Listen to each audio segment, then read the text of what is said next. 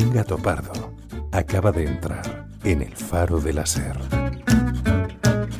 Buenas noches. ¿Qué seudónimo vas a querer que utilicemos en los primeros minutos de esta conversación? Teo Ariza. Teo Ariza. Sí. Vale. Comenzamos siempre preguntando a nuestros gatopardos por su relación con el mar. ¿Cuál sería la tuya? Mi relación con el mar siempre es de un sitio, digamos, de paz, un sitio abierto y un sitio de estar mirando horas un solo color. ¿Tú eres de Madrid? Yo soy de Madrid, pero toda mi familia es de Aragón. De Aragón. ¿Tú recuerdas cuando te llevaron por primera vez a la playa? No lo recuerdo, pero sí me lo han contado mis padres, entonces me decían que tenían que cogerme porque me iba corriendo al mar y me quería meter, debía ser muy pequeño, pero iba corriendo y tenían que vigilarme todo el rato, esto sí me lo han contado. ¿Y los faros? ¿Tienes alguna relación con los faros? ¿Te gusta verlos? ¿Te gusta observarlos? Mira, los faros me hacen pensar casi, lo que más pienso si pienso en un faro es en los cuadros de Hopper, que me gustan mucho y que tienen siempre alguno con un faro. No son referencias que tenga yo en la vida ni que recuerde un sitio donde haya un faro. Bueno, este gato pardo, Teo Ariza, viene esta noche al faro años 40 años. ¿Cuántos años tienes? 43. 43. Van a alucinar los oyentes por todo lo que hay en común entre este gato pardo que lleva este seudónimo, Teo, y los 40. Pero quiero empezar preguntándote por el primer recuerdo que tengas del teatro. Si te llevaron, si fuiste ya siendo adolescente y te pagaste tú tu entrada, si ibas a esas funciones de infantiles. Tengo dos recuerdos. Tengo uno de una función, ni siquiera una función escolar, sino una función que hacíamos en la clase cuando yo era muy pequeño. Entonces, para perder tiempo, digamos, para no tener que dar clase, montábamos una obra. A alguien se le ocurrió como, podemos montar una obra para que no nos dieran clase, ¿no? Para escaparnos un poco. Y entonces montamos una obra muy rápida y como funcionó muy bien, entonces íbamos de clase en clase queriendo hacerla también con ganas de perder tiempo y de no tener clase, ¿no? ¿Y qué recuerdas de esa obra? ¿De qué iba? Mira, era una obra de una gente que hacía una película y entonces repetían todo el rato, creo que esto no lo he contado nunca y que lo estoy recordando ahora según lo hablo contigo, pero era una gente que rodaba una película y entonces la rodaban una vez, salía mal, la volvían a rodar otra vez, salía mal y al final el que hacía de director o que llevaba la cámara decía, se me ha olvidado poner el carrete, ¿no? Entonces como que nada había servido para nada. Entonces duraba 7 minutos, lo volvíamos a hacer en otro sitio, pero me estoy acordando ahora según lo hablo contigo, sí. Bueno, este Teo Ariza de 43 años, ¿qué piensa de la crisis de los 40?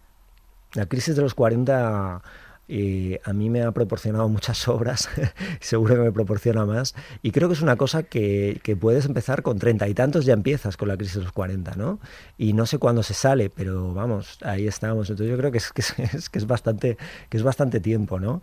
Sí, no sé, creo que más que la crisis de los 40 es un momento de pausa, de mirar un poco para atrás, ¿no? De mirar un poco para adelante. Y de coger un poco como cuando vas con el coche y paras en la gasolinera un poco, ¿no? Y verás cuánto te falta, cuánto te queda, con dónde estás, ¿eh?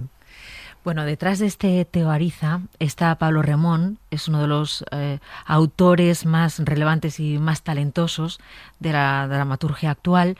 Teníamos muchas ganas de tenerte aquí en el Faro, Pablo. Y bueno, vamos a ir poco a poco conociéndote y repasando algunas cosas de tu trayectoria para que te conozcan los oyentes. Por ejemplo, me he quedado asombrada cuando estaba esta mañana leyendo toda la documentación, sabiendo que tú, que eres un autor tardío, que empieza a escribir tarde, sí, a los 30 y pico, ¿no? En el año 2011, comienzas escribiendo una obra diaria durante 40 días. Sí, fíjate, yo fui guionista mucho tiempo y sigo siéndolo. Empecé en el cine y me formé como guionista de cine, pero tenía mucho interés por escribir teatro, tenía muchas ganas. Entonces me pasaba una cosa, que me imponía mucho escribir una obra. Pensaba, ¿cuál va a ser la primera obra que escriba? Y ninguna me parecía como suficiente. Y entonces encontré este ejercicio de una autora que me gusta mucho, americana, que se llama Susan Lori Parks, que ganó el Pulitzer. Ella es una autora maravillosa y ella hizo un ejercicio de escribir una obra muy corta, claro, al día durante un año, como una especie de diario. Entonces cada día escribía una obra. Entonces yo no llegué a tanto, pero sí lo hice 40 o 40 y tantos días. Y fue fascinante porque, claro, de repente cada día dices, ¿de qué escribo? Y no se te ocurren cosas, Claro. ¿no? Porque todos los días no se te ocurren. Entonces, cualquier cosa que veas, si llaman a la puerta y es el cartero, en tu obra sale un cartero. Sí, entonces empiezas a tirar de todo, ¿no? Y empiezas a tirar de cosas que no sabías que tenías, ¿no? Entonces, un ejercicio que yo lo recomiendo mucho.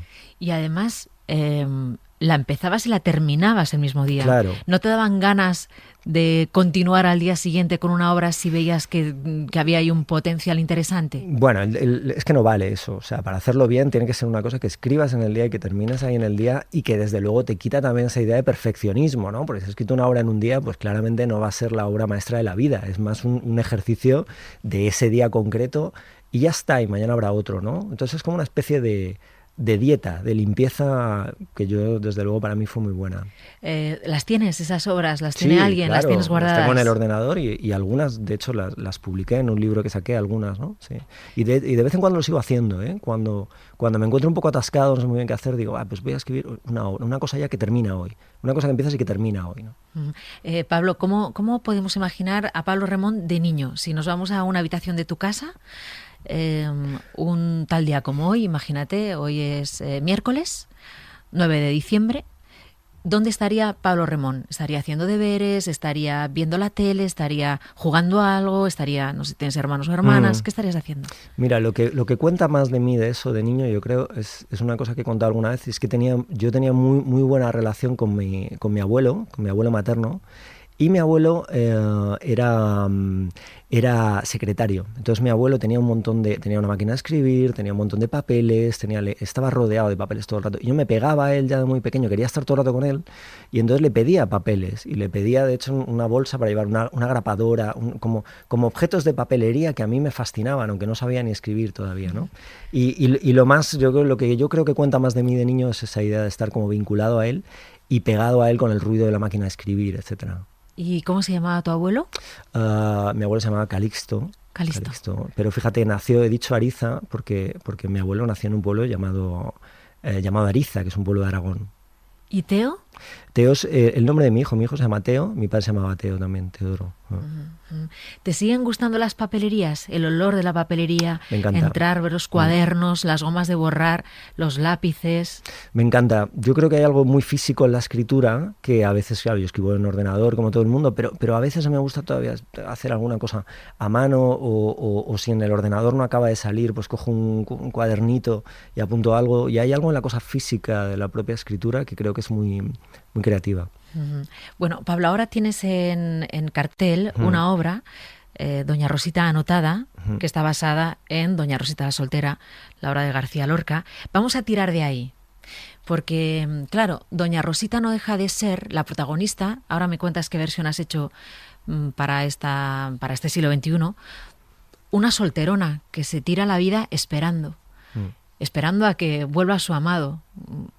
Lorca creo que dijo que se había inspirado en su prima Clotilde, que también estuvo durante años esperando a que su amado volviera, ¿no? ¿Qué te hace versionar esta obra, Pablo? Mira, es muy curioso porque lo he contado alguna vez, surgió de un encargo. El año pasado en Madrid fue el año Lorca, hacía 100 años que Lorca llegaba a la residencia de estudiantes, y Jaime de los Santos, que era el consejero de Cultura de la comunidad, me propuso adaptar y dirigir esta obra. Entonces yo la conocía la obra, la había leído, claro, pero nunca me había propuesto, digamos, hacerla, y la leí desde ahí y le dije que no.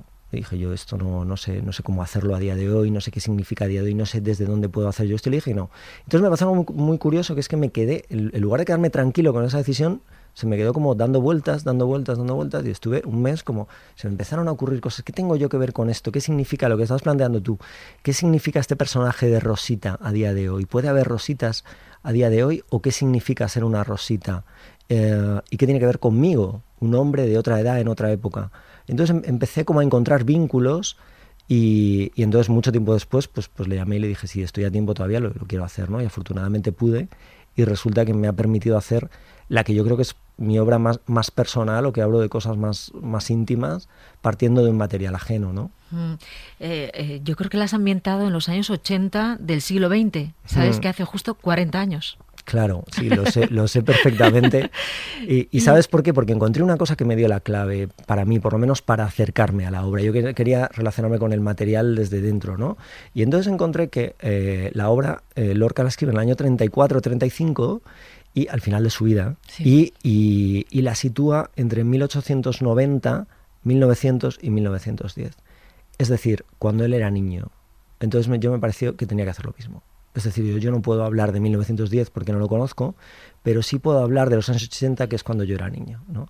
Y entonces desde ahí me parecía que estaba haciendo un ejercicio parecido de nostalgia, pero de algo con lo que yo sí que podía vincularme. Haces alusión, creo que lo he leído también, que lo has dicho en alguna entrevista, a ese perfil de doña Rosita como esas tías solteronas que todos hemos tenido en la familia. La hermana de tu abuela o la hermana de tu madre que no se casó, o porque no quiso, o porque no encontró pareja, o por lo que fuera, pero que tenía ese San Benito que han tardado siglos en quitarse. Es la tía Tula, en realidad, ¿no? Claro. Pero que han tardado, bueno, no sé si, yo diría que ya por fin nos hemos quitado las mujeres ese San Benito, ¿no? Pero ¿quién no reconoce a esa mujer que va a todas las cenas de Nochebuena, ahora que se acerca la Navidad, ¿no? Que vienen solas, sin pareja, que siempre se preguntan los demás, ¿y por qué no te casaste? ¿Y por qué no tuviste hijos? ¿Es ese vínculo también el que has encontrado tú con doña Rosita? Claro, y sobre todo como si lo único que pudiera dar sentido a una vida fuera casarse, ¿no? O tener una pareja. Efectivamente, a mí me dio que pensar y pensé en mis tías abuelas. Tuve varias tías abuelas, pero dos eran solteras, efectivamente, dos vivían juntas siempre, ¿no? Y estaban siempre juntas. Y lo curioso es que yo de niño no me sorprendía en absoluto que no tuvieran pareja. Como las había conocido siempre así, me pareció siempre que eran ahí y que ni siquiera se lo habían planteado, o no es una cosa como que hubieran tenido novios. Entonces, me hizo pensar mucho en ellas, ¿no? ¿Y qué significa eso de, por ejemplo, esperar a alguien, ¿no? La obra habla mucho de la creación del amor, de cómo es imaginar a alguien, de cómo es crearle la distancia. Y me daba que pensar también, ¿no? Pues eso, ¿no? Hasta qué punto no todas las historias de amor no son un poco inventadas. Yo encontré una Rosita un poco creativa, es decir, no víctima, sino una Rosita con fuerza, con la fuerza de imaginar, y de imaginar un ideal más allá de la vida de provincias que vive tan aburrida, ¿no?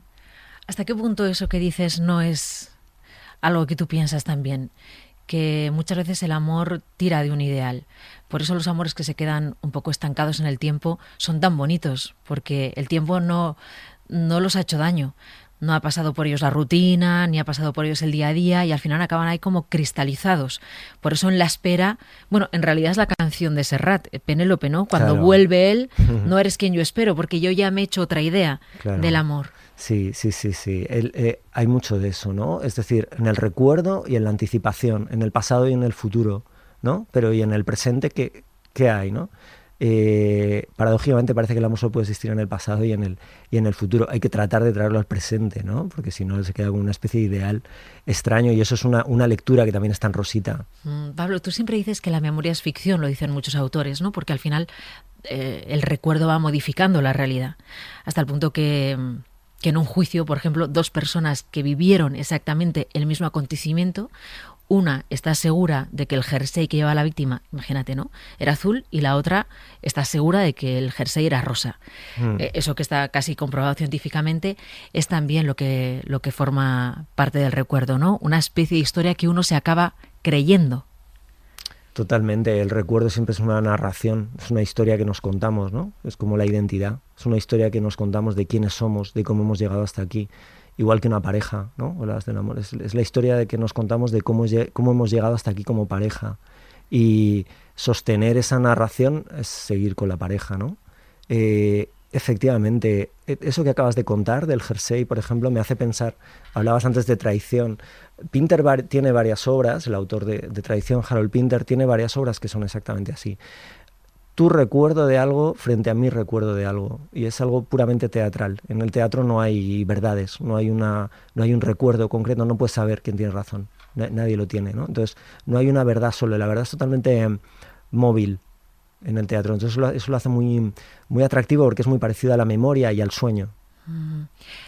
Pablo, yo sé que tú intentas huir de la etiqueta, de la etiqueta de, por ejemplo, autor comprometido. Pero es verdad que muchas de tus obras tienen que ver con la política. Sueños y visiones de Rodrigo Rato, los mariachis, ¿no? Sí. Un político corrupto que llega a su pueblo. Efectivamente, sí. Vale, ¿de dónde te nutres? ¿Tú te nutres de los periódicos, te nutres de los telediarios?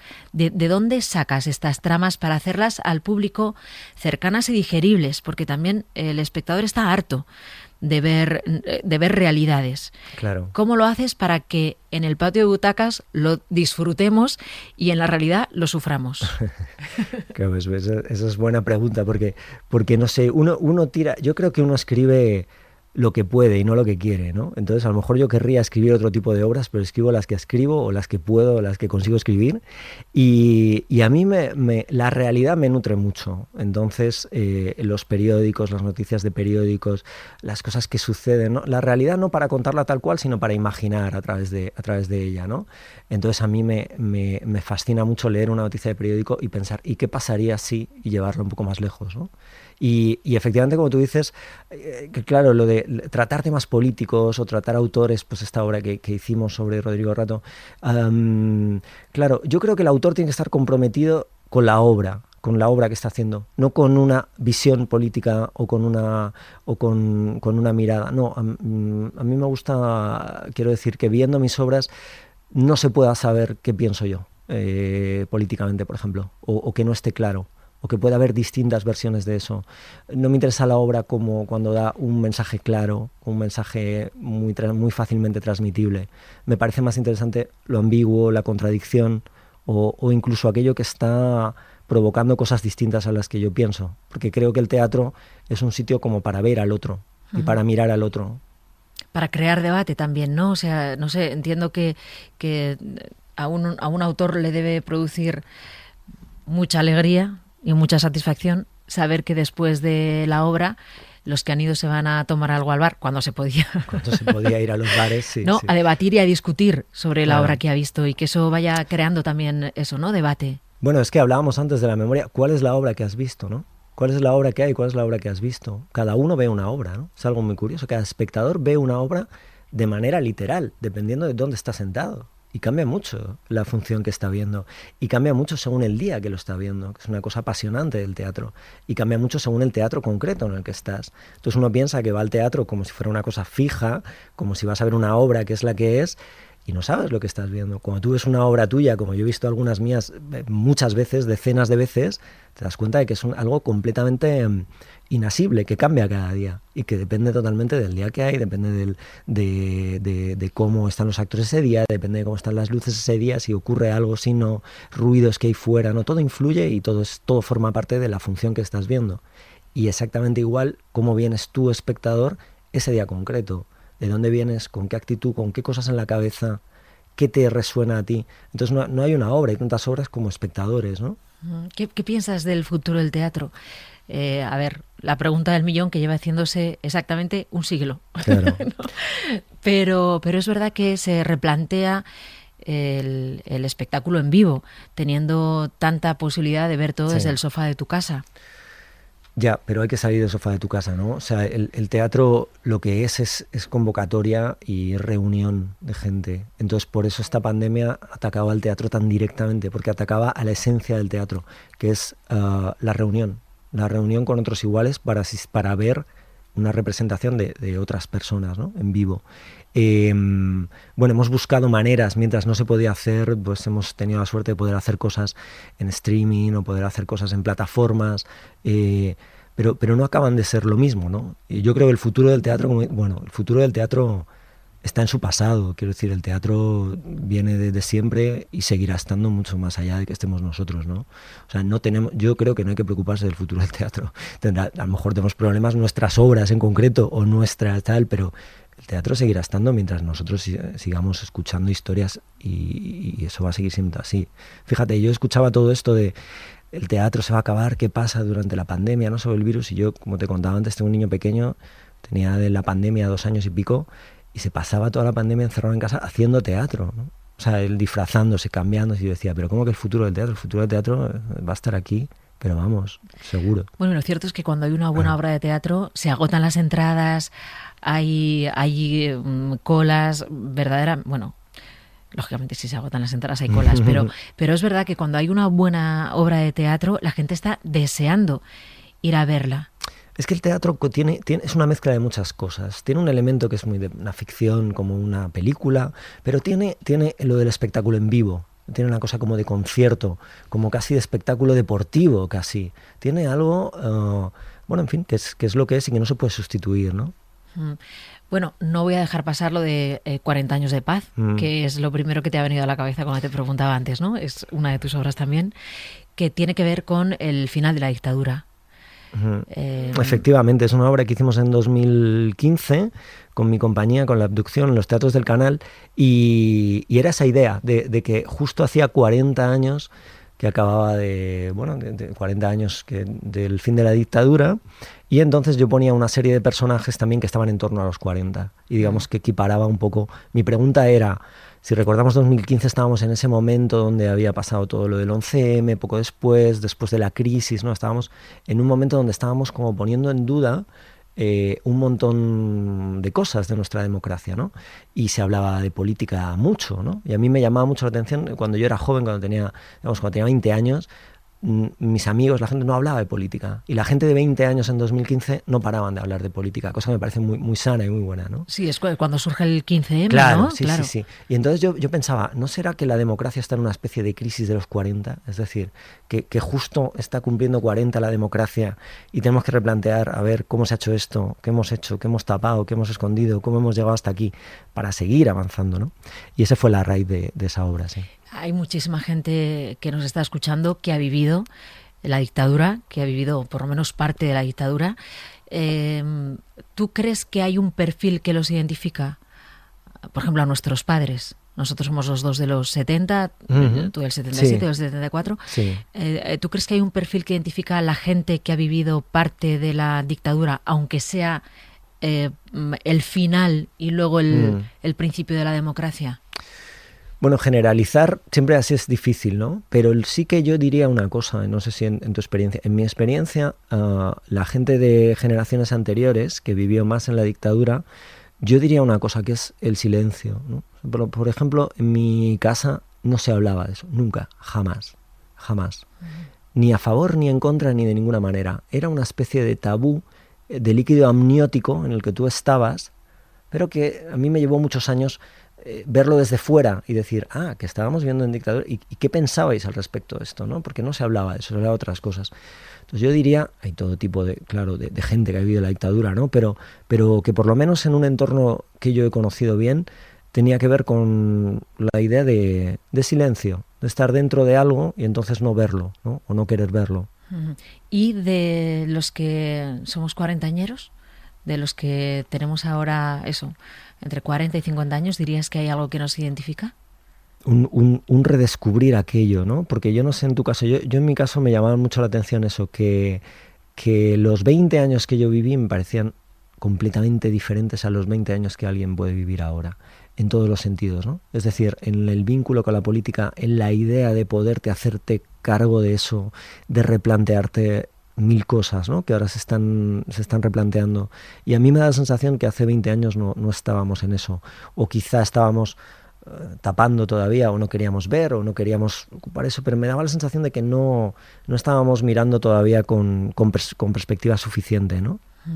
Y ya para ir terminando, ¿cómo crees que marca a todas las generaciones la crisis económica que vivimos a partir del 2008? ¿Crees que han cambiado, por ejemplo, nuestras relaciones con el dinero, nuestra relación con la ambición, nuestra relación con las cosas, con lo material o no?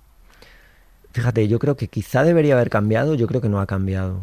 No tengo la sensación, yo desconfío mucho de cuando se cuentan estas cosas, ¿no? De somos mejores por esto, hemos aprendido esto, ¿no? Por ejemplo, con la pandemia, ¿qué hemos aprendido? ¿Salimos mejores? Yo no tengo esa sensación. Creo que salimos mejores o peores, depende de quién y depende de qué momento. Y con la crisis me parece un poco lo mismo. Quiero decir, se ha demostrado que son círculos, ¿no? Entonces, de repente es una especie de espiral a la que puede que de repente volvamos y cómo nos vimos en aquel momento, ¿no? Y cómo veíamos aquello y cómo parecía que de repente con el 11M, las plazas, tal, podía cambiar nuestra relación con el dinero o podía ser una oportunidad de relacionarnos de manera distinta, y creo que no lo ha sido. O al menos yo no acabo de verlo, ¿no? Creo que estamos un poco en las mismas y que volvemos a escuchar dentro de poco mensajes, o volveremos a escuchar mensajes parecidos a los que escuchábamos entonces, ¿no? Es buen momento para comprar, es buen momento tal, alquilar es tirar el dinero, ¿no? Estas cosas que nos decían en aquel momento y que luego descubrimos que era todo mentira, pero que yo recuerdo que en mi generación nos las decíamos mucho. No sé, me parece que ya enseguida las volvemos a oír, ¿no? Sí. Bueno, hoy hemos presentado el cuento de Navidad aquí en la SER. Tú has hecho la versión radiofónica del Amor en los tiempos del cólera. Sí. Presenta un poquito a los oyentes que van a poder escuchar el día 25 de diciembre.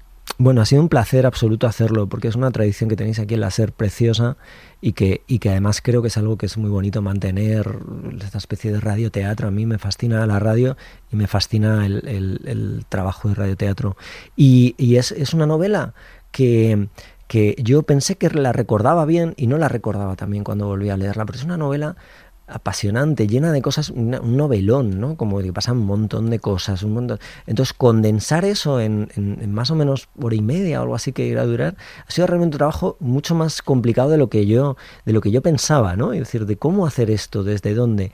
Pero creo que, no sé, que ha sido un trabajo muy bonito y que te puede, fíjate, son casi 80 años de vida de los personajes, lo que vamos a concentrar en hora y media de radio, ¿no? Pablo Remón, ¿quién dirías que ha sido o es el faro de tu vida? Mira, nombraría a mi abuelo otra vez, ¿no? Este abuelo Calixto me impactó mucho, me formó mucho. Y fíjate una cosa muy curiosa, muchos años después yo descubrí que él había sido un falangista convencido, tremendo, ¿no? Como con unos ideales muy férreos y muy contrarios a los míos.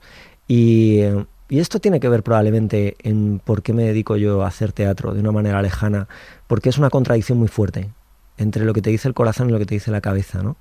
Entonces, cómo explorar ese tipo de vínculos con los que tú no acabas de estar en paz es como una tarea para estar trabajando en el escenario años. ¿Quién te lo contó o cómo lo descubriste? No, lo fui descubriendo, digamos, no fue como una gran sorpresa, pero lo fui descubriendo, digamos, según fui creciendo, me fui haciendo cargo, ¿no? Lo que pasa es que para entonces él ya había muerto, y entonces yo tenía un vínculo muy fuerte con él que ya nada de lo que me contaran me iba a cambiar, ¿no? Pero me resultó muy algo que me provocó muchas cosas dentro. ¿Tú has vivido en tu familia los dos lados? No, mi familia ha sido una familia de derecha siempre y digamos estaba mucho más en el bando franquista. Uh-huh. Y en Navidad había muchas peleas en casa cuando hablabais de política. Si metías tu baza, ¿no? No, porque yo me pasé muchos años callado, porque como soy dramaturgo yo estaba observando, viendo, y dije, bueno, ya contestaré a esto, yo no soy de discutir. Entonces yo escuchaba y de repente, pues años después, pues escribo una obra y sale eso, ¿no? Pero yo estoy contestando ahora, no contesté en su momento, ¿no? Entonces no teníamos discusiones en Navidad. Ahora las tendríamos, ¿no? Pablo, ¿qué canción quieres que pongamos para cerrar este rato a la luz del faro? Mira, pues os voy a pedir una canción que me gusta mucho, que es una canción que se llama This is the Day, que es una canción de los 80, de un grupo que se llama The, que, no sé, me da siempre mucha alegría. Me parece una canción maravillosa para empezar el día, para terminarlo, para cualquier momento. Muchas gracias, Pablo, por acompañarnos. Muchísimas gracias a vosotros. Buenas noches.